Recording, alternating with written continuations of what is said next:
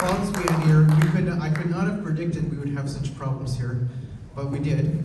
I'm giving, so Catherine Glenn Foster is the co-founder of EPC USA, and so she's going to give you some information, but not just from the American point of view, but the point of it is that you know, in Canada, we should actually recognize, sadly, that the Americans are not looking at Canada like they once did, because our killing program has gone beyond what they would ever have imagined. They have I'll let her get going too, but anyway, Catherine is a recovering lawyer, and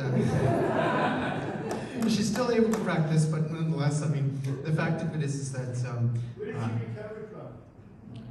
That's a good question to recover from. It's just a funny, not even a good joke. It's you could say that it's like a dad joke type thing. But anyway, I'll pass this over to Catherine. I just mean, she's not actively in law right now. No. Not sick at all, no worries.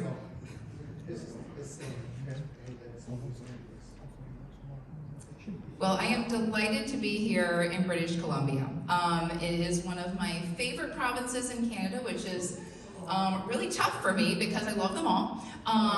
But we got here a couple of days ago, and we were driving around in Vancouver, and I don't know how familiar you all are with Vancouver, but there are a lot of tree-named streets in Vancouver. You seen that? Okay, yeah. And one of those streets is called Hemlock Street. And so I'm driving by and I just thought, you know, I am here to talk at a conference about euthanasia, and here I am driving by a Hemlock Street. You know, where else do we know hemlock from, right? We know it from Socrates, because back in the day, Socrates was found guilty by a jury of 501 people of Athens, and he was forced to drink hemlock and die by suicide. You know, a lot of scholars have argued that the charges against Socrates were politically motivated, and they've understood that trial and that conviction as an attack on freedom of speech and an indictment of democracy. And it's just interesting to me that here we are back in that same situation, still talking about death, still talking about politics.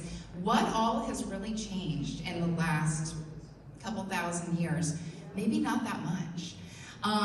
So my friend, Nikki Haley, who is running for president of the United States, go Nikki Haley, she says it is a great day in South Carolina, where she's from.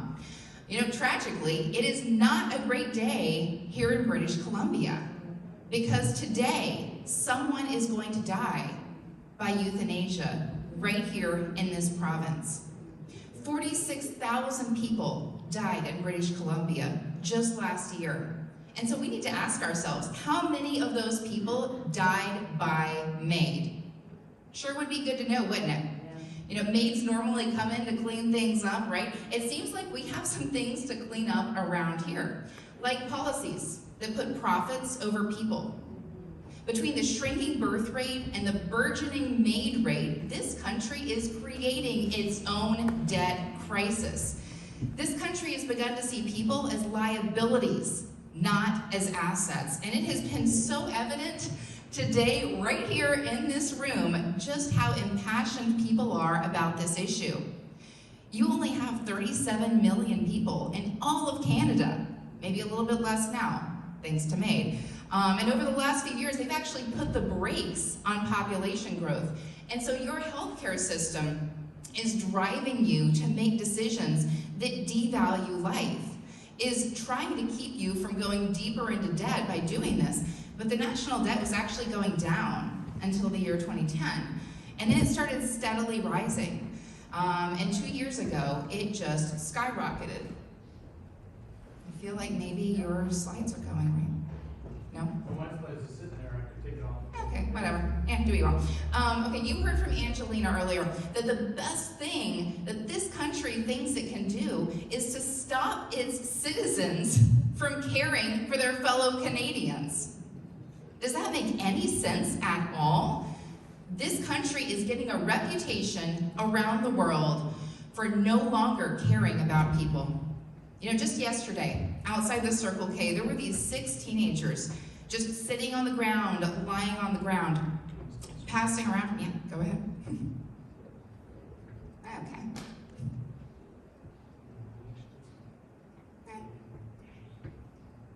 She's very talented. Thank you, Emily, if you were there and listening. So we had these 6 teenagers outside the Circle K, just sitting on the ground, lying on the ground, passing around a marijuana cigarette, passing around a bottle of Jack Daniels, downing this bottle, and you could just tell that they were not in a good place. How many of those teenagers have a mental illness? How many of them were going through the same thing that so many teenagers go through, that so many of us go through? And we have a world that is seeing Canada take a look at these children and say that instead of providing support, it's okay to usher them to death. A couple days ago, Alex shared with me, did you know that after World War II, there was actually a report that said that if Italy ever fell to communism, that the one place, the only place in the entire world that the Vatican would be safe to move to would be Quebec. What a shift we have seen. In America, our politicians have this phrase, it's about people, not politics. Here, it seems that it's about profitability, not people. Is this really the reputation the Canadians want the world to have of your amazing nation? I know it's not. You all know it's not. But the politicians, they have their eye on a different ball. As they say in Recovery Group, the problem isn't the problem. It is a symptom that's indicative of the real problem, and we need to figure out what that problem is. So what I want to do here is dig down into the heart of this issue. I want to dig down into how we got here and just a few of the many, many reasons that we all know why M.A.I.D is just so dangerous. So, looking down at the U.S. Centers for Disease Control and Prevention, they have labeled suicide a serious public health problem that can have lasting harmful effects on individuals, families, and communities. And yet, even as this epidemic increasingly threatens our society, we see lawmakers that are proposing and enacting legislation that perversely escalates instead of resolves our suicide crisis. We see proponents trying to medicalize euthanasia and suicide and present it as a treatment. Instead of seeing physician-assisted suicide as just another category of suicide, some are defending and even validating a decision to end one's own life. And they try to recast it as death with dignity, as if other deaths are somehow undignified. But even with the supposed safeguards in the law, and Alex touched on some of those, even if there could be genuine patient consent, even if the drugs could be appropriately and properly dispensed and tracked and independently consumed by the patient as assisted suicide laws claim, and we'll get into some of those issues, we're still talking about suicide. And suicide in all of its forms, it is an attack on the inherent dignity and fundamental value of every single human life. In the words of bioethicist Wesley J. Smith, it sends a lethal message to the weak and infirm that their lives are not worth living. And yet, while suicide generally and assisted suicide specifically have been so prevalent in the public eye in the last few years, the issue is not novel. We have long in our culture struggled with these issues. From the days of suicide by hemlock poisoning, we've had to push back and we've had to advocate for life. But we see these fringe efforts that are coming at us, that are trying to push assisted suicide and euthanasia back into the mainstream as valuable and viable options. Now, this is not new. As I said, the contemporary debate on assisted suicide and euthanasia, it really began with a late 19th century campaign that was based in social Darwinism and in eugenics.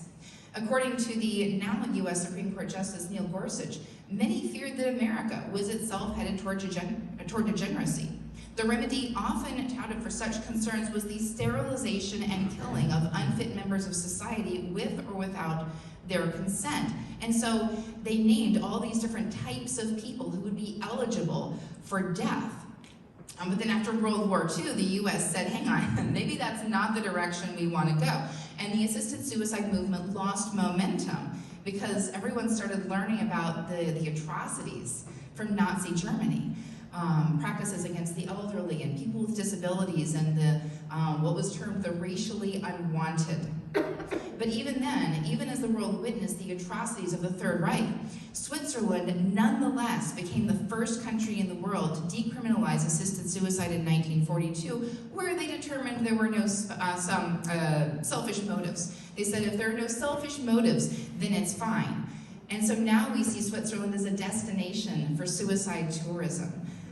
And I visited there, and I visited Lake Zurich, where they couldn't figure out what to do with the cremated remains, and they started dumping remains into Lake Zurich. That people are going to Switzerland for the sole purpose now of killing themselves. So that's close to 100 years ago now. But the next major change in law came in the mid-1990s, when Australia briefly legalized assisted suicide in the Northern Territory and then quickly became the first and only place to repeal it. And then during the 1990s, we saw courts in Colombia ruling that euthanasia on demand was legal, but then they didn't pass a substantive law on the matter, so nothing really happened, nothing really changed. And then in the 2000s, we saw activists continue to push in the Netherlands, in Belgium. In 2002, they legalized euthanasia in Luxembourg, 7 years later. And we've seen the expansion throughout Europe, throughout the Netherlands and the Benelux countries. Expansion for euthanizing newborn infants that have what they term unbearable suffering, to permit minors to be euthanized in certain circumstances. And so since then, since 2010, we've seen multiple countries legalizing assisted suicide and or euthanasia, including Austria, Canada, of course, Colombia, Finland, Germany, New Zealand, and Spain, several states in Australia, and most recently, Portugal. It's been tragic to see this expansion across the globe. But on the other hand, numerous legislative and legal efforts to promote assisted suicide around the world and euthanasia around the world, they have largely failed. Most countries and jurisdictions, in fact, have laws that prohibit these practices. And so what are we talking about here, really? We're talking about 20% of US jurisdictions, 10% of Europe, a couple of other countries. We're talking about the places where the law doesn't protect us, but it's also important to talk about the places where it does, and that is almost every nation in the world. In the US, an even greater percentage of states and a greater number of states have passed laws to affirmatively prohibit assisted suicide in the years since Oregon legalized it, than have passed it. And even Oregon and Washington, they have bans on assisted suicide in place. They just have lawmakers who decided to carve out an exception for one particular type of medical professional so that they can help kill you, but no one else can. So it's just a little carve out for people. And so we have assisted suicide activists. They tried to argue in courts, like I filed briefs in New Mexico, and they tried to say that these laws were never meant to apply to doctors and medical professionals. But when you look back at the legislative history, we find out that in fact it was meant for exactly that purpose. In fact, a lot of those laws were passed in the mid-1990s in the wake of the Jack Kevorkian scandal, specifically to protect us from predatory physicians. And I've been able to go and to study Jack Kevorkian's suicide tools, his toolkit, in person. And I can tell you, it is chilling to see that. But again, in the years since Oregon, we've seen more states affirmatively ban assisted suicide than have passed laws to legalize it. And the courts have almost universally supported those efforts. Down in the United States, the Supreme Court has consistently found that for over 700 years, the Anglo-American common law tradition has punished or otherwise disapproved of both suicide and assisting suicide. That's important, and it makes sense, because the Supreme Court's concerns and lawmakers' concerns and our concerns, they've proven valid. We've seen that assisted suicide, that euthanasia, that they place patients at risk, and they exploit vulnerable individuals, and they place all of us in harm's way. And even when the laws have supposed safeguards, they can't protect us. First, the reason why people overall tend to seek assisted suicide or euthanasia, or the reason why they consider it at all, it has nothing to do with pain or with fear of pain.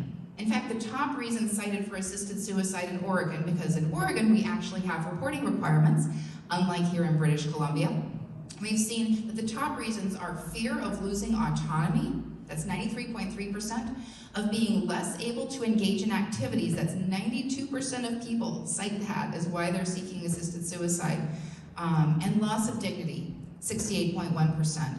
We are talking about depression and hopelessness and fear of loss of autonomy and control.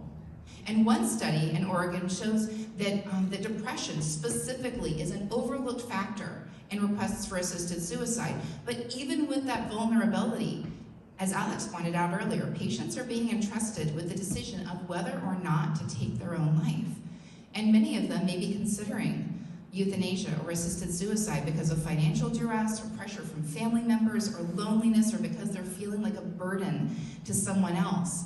And that is not accounted for in the legislation that we've seen, not in the US and not in Canada.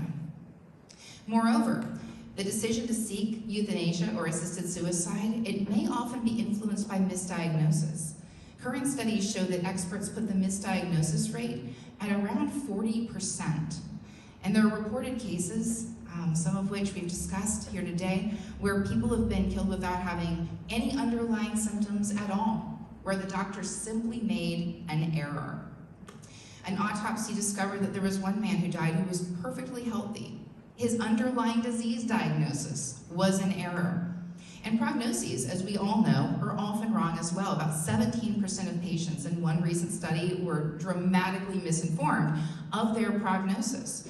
But not only that, aside from these obvious flaws, there are these loopholes that exist in laws that legalize euthanasia or assisted suicide.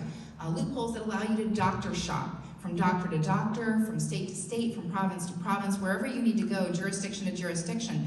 And so people are going and meeting a doctor for the first time often and asking for assisted suicide or euthanasia. And there's no pre-existing doctor-patient relationship. In fact, in Oregon in 2021, the median duration of the physician-patient relationship was only 5 weeks. 5 weeks to determine that someone had the capacity, had the prognosis, the diagnosis, all of this, that would be a valid decision for them. So this is not a decision between a patient and a primary care doctor. This is a decision that's being made between a patient and a stranger. That is wrong. That is not the way this has been sold to us. And it's strange and it's puzzling that as we are in North America, around the world, as we enjoy prosperity, as we enjoy continuing international influence and power, but more and more of us are nonetheless clamoring for new ways to die.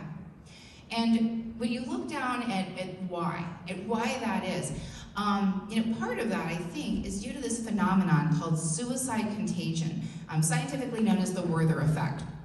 And there is empirical evidence that media coverage of suicide inspires others to follow suit. There was one study that incorporated assisted suicide statistics, and it determined that legalizing assisted suicide in certain jurisdictions had led to a rise in overall suicide rates, both assisted and unassisted in those states. And that study, it accounted for all the typical demographics.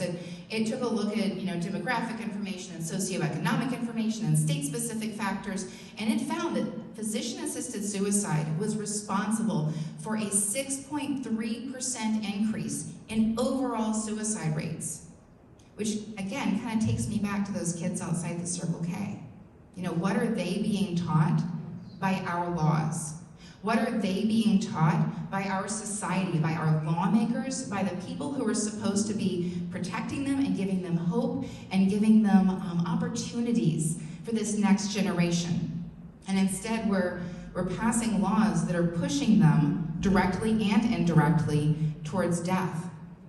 But that's not all, because we have 6.3% increase in overall suicide rate. But let's talk about about some of those elder adults, some of the people that we are most charged to protect, the people who need our help and our support and relationship the most. For them, we see a 14% increase in suicide rate when we legalize euthanasia and assisted suicide. But that's not all. You know, we have doctors who have repeatedly expressed concern about legalizing intentional death. We see this from doctors, we see this from nurses, we see this from pharmacists. The medical profession is speaking out, so many of them. And sometimes it seems like they're the voice in the wilderness, but there are doctors and medical professionals and coroners out there who are saying, hang on, this is wrong, this is not what we signed up to do. And even though, you know, a lot of these proponents of assisted suicide, they claim that there are adequate safeguards to protect people, that the way you get the drugs is safe enough, that the way you store the drugs, the way you take the drugs is safe enough, that the whole process by which you figure out, you know, is this person eligible, that provides enough protections.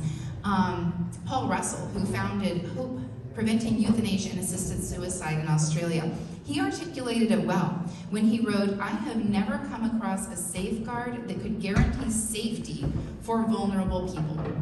After all, unless we describe in the law every single illness, every possible remedy, what possibility is there that we could ensure safety? The variables," he wrote, "are infinite. What the supposed safeguards do well is to protect doctors. They are provided with an immunity from prosecution for homicide or assisting in a suicide if they just follow that set of procedures. That's what these laws are doing. They're not protecting us. They're protecting the doctors, people up above, who are trying to target us." So let's come on back to Canada, which arguably has the world's most permissive euthanasia rules, allowing people with serious disabilities to choose to be killed in the absence of any other medical issue. We have seen human rights advocates say that the country's regulations lack necessary safeguards, devalue the lives of people with disabilities, and that they are prompting doctors and health workers to suggest the procedure to people who wouldn't consider it if they weren't bringing it up. We've even seen instances where people have sought to be killed because they weren't getting adequate government support to live. According to Marie-Claude Landry, the head of the Human Rights Commission in Canada, a few years ago, she wrote, "Euthanasia cannot be a default for Canada's failure to fulfill its human rights obligations." She said that she shares the grave concern voiced a few years ago by 3 UN human rights experts who wrote that Canada's euthanasia law appeared to violate the agency's Universal Declaration of Human Rights. They said that the law has a discriminatory impact on disabled people and was inconsistent with Canada's obligations to uphold international human rights standards. The director of the Canadian Institute for Inclusion and Citizenship at the University of British Columbia described Canada's law as probably the biggest existential threat to disabled people since the Nazis' program in Germany in the 1930s. And during a trip to Canada, Pope Francis decried what he has labeled the culture of waste that considers elderly and disabled people disposable. He said, "We need to learn how to listen to the pain of the poor and most marginalized." And he lamented the patients who, in place of affection, are administered death. Canada prides itself on being liberal and accepting. But according to a bioethics center in Britain, according to its director, what's happening with euthanasia suggests there may be a darker side. We've seen how Canada is an outlier in its law. Canada's lack of monthly commissions to review potentially troubling cases that Belgium and the Netherlands have. Canada allowing nurse practitioners, not just doctors, to end patients' lives. And provinces specifically instructing doctors not to indicate on death certificates if someone died from euthanasia. We've seen the push, the coercion by medical professionals here in Canada, which is prohibited in some other jurisdictions. And in Canada, you don't have to have tried anything else. You don't have to have exhausted your treatment alternatives before seeking euthanasia, which some other countries do require. A professor of law and disability studies at a university in northwestern Germany said that allowing euthanasia based exclusively on disability was a human rights violation, and wrote, "The implication of Canada's law is that a life with disability is automatically less worth living, and that in some cases, death is preferable." The rules here are too loose. And even when people die when they shouldn't have died, there's almost no way to hold the doctors and the facilities responsible. And so we see doctors running amok and leading some Canadians to seek M.A.I.D. Just in the face of mounting bills. There was one recording that was obtained by the Associated Press where a hospital's director of ethics told a patient that for him to remain in the hospital, it would cost, quote, north of $1,500 a day. And this patient said that mentioning fees felt like coercion and asked, what's the plan for long-term care here? What can we do? And the ethicist said, Roger, this isn't my show. My piece of this was to talk to you to see if you had an interest in assisted dying. Those who decline have been called selfish. Canada's Human Rights Commissioner said that leaders need to be listening to the concerns of those facing hardships, who believe, whether temporarily or maybe it's a long-term thing, but they believe that euthanasia is their only option. And this commissioner called for social and economic rights to be enshrined in Canadian law to make sure that people can get adequate housing and health care and support. She said, in an era where we recognize the right to die with dignity, we must do more to guarantee the right to live with dignity. The big question that we have to ask ourselves today is what caused the character shift here in Canada? What has happened over the last 2 generations to cause the shift in Canada that went from being a haven of religious freedom, as we saw from that report that said that this should be the home of the Vatican, if anything ever goes down in Italy, move to Quebec. Used to be a haven of religious freedom, used to be a haven of involvement, to a denial of the value of humanity. Something has happened over the last 2 generations, and this is a real question for Canadians. We have 87 people sitting here, here in Parliament, here in British Columbia. 87 people deciding that in this province alone, medical aid in dying should be the norm. Where is the person of courage who's going to turn around and say no? Canadian national debt now tops $1 trillion. Trillion with a TR. Your country, though, is not in a debt crisis. It is in a death crisis. We have become obsessed with how to kill ourselves. I've shared a lot of numbers here with you today.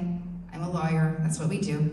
The numbers tell us one thing. It gives us a lot of information, but this is about human lives.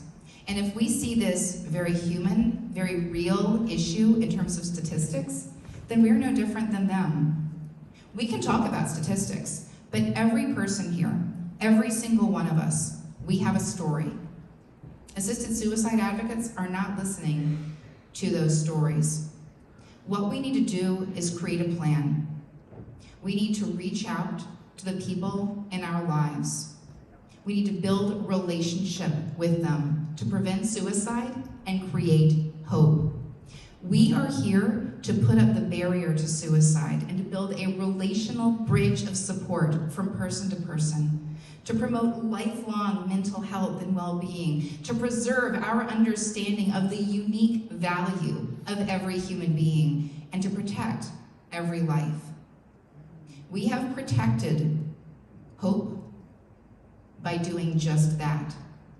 We have won in jurisdiction after jurisdiction, and it is our job to win again here in Canada. Assisted suicide is dangerous for every single one of us.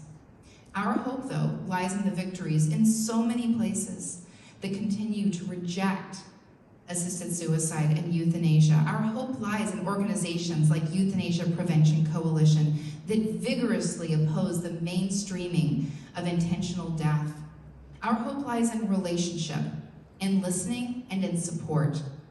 We are living in a culture of death and of despair, a culture of loneliness. It is up to us to build the connections, the bridges, to build that culture of compassion and encounter and care, to change one person at a time and give them that little sliver of hope that they can build on, to create a brighter future, and to create a future that we can all live with. Thank you so much for having me. Love British Columbia. Let's do better.